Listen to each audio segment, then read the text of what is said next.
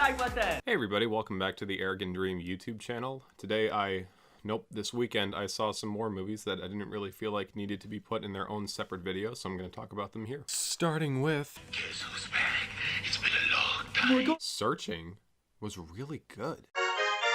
This movie had an incredibly impressive attention to detail with the technology, computers, desktops. There's an awesome opening montage sequence that shows the passage of time. It kind of had shitty music, but it was delivered in a very patient way. There were moments that they took out the music, and I thought those moments were the most effective. It even had YouTube's old formats as they changed over the years. It reminded me of a select few scenes from Happy End that got it down to a T. The movie isn't perfect. It's kind of sprinkled with cheese and cringe throughout, like a picture for every single one of our contacts, typing out a whole message and then thinking about it, deleting it. Some computers just straight up don't have any passwords on them. It might be the best of its kind if it's in the same category as the Unfriended franchise.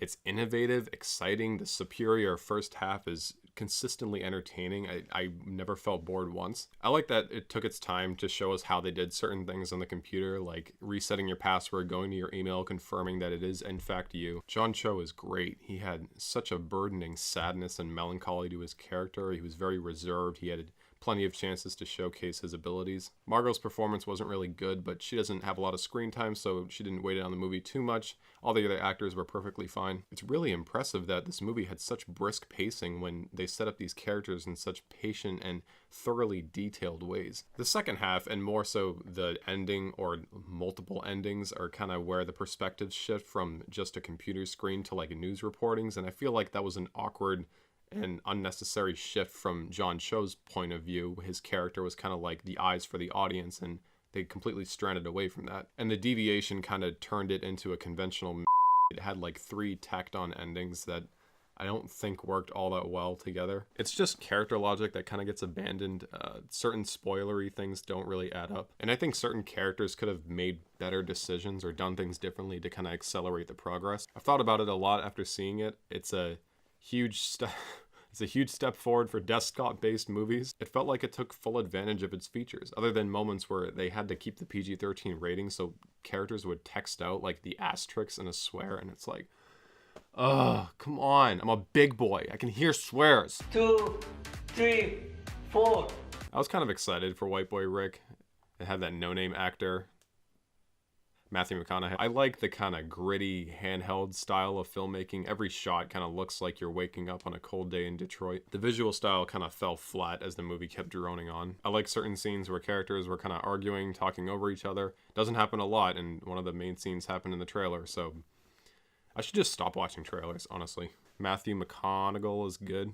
He plays a nice, greased up, sickly looking figure. It has a hilarious cameo from a very famous rapper. Other than that, my God, it's uneventful, long, dour, drab incidents and climaxes that have absolutely no build-up to make the audience care whatsoever. The performances are wildly inconsistent.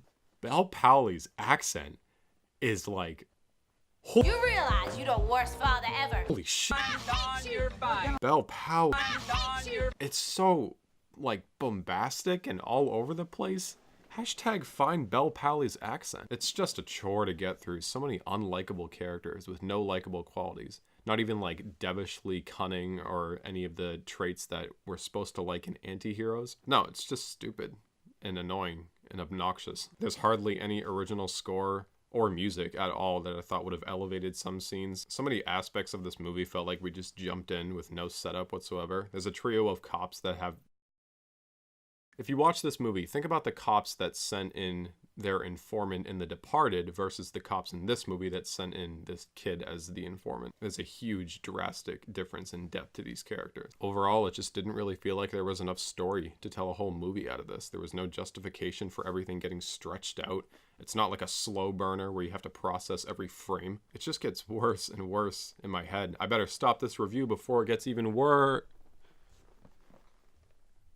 Let's stop casting children. Holy fucking shit. I'm sorry. The first thing I'm just going to mention right here. This movie was ruined by these unbearable child actors. They're terrible. They're so fucking bad. They can't deliver lines for shit. They can't act for shit. They can't react to anything. They can't say things properly. They can't even yell. They're talking to each other like they're adults. They're having arguments, and of course it's gonna sound like audio shit. Holy shit. Okay, these kids have to like roll around in the grass and like fight each other. Like actually like throwing up fists and they're like punching each other, but it's like the most awful looking shit I've seen all year. I'm not even kidding. I couldn't even focus on any potentially good parts in this movie because that one scene was stuck in my head. The kids rolling around in moonlight fake fighting was more realistic than this shit. Okay.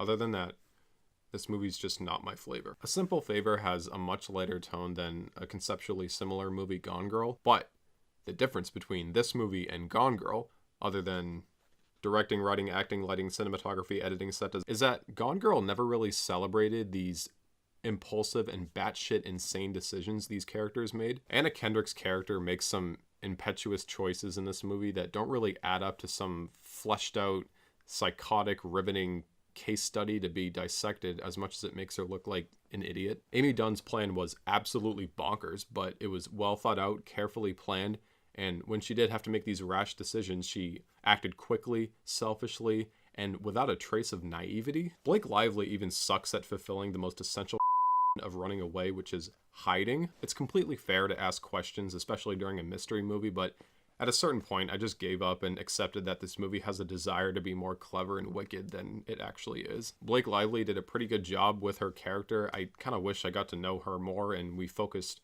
more on her, and by focus I mean more screen time given to her. Her character had some interesting dimensions to it. Blake Lively had some cunning line deliveries. The ending takes some turns towards an ultimately predictable climax, but there were peppered in some moments of unintentional or intentional hilarity. Directing is pretty standard, run-of-the-mill, nothing interesting going on with the lighting or cinematography. Everything's pretty shot, reverse shot. It's a Paul Feig film. It's like, what's this marketing about the darker side of Paul Feig? The fuck? It's still a shitty comedy. It's a Paul Feig movie.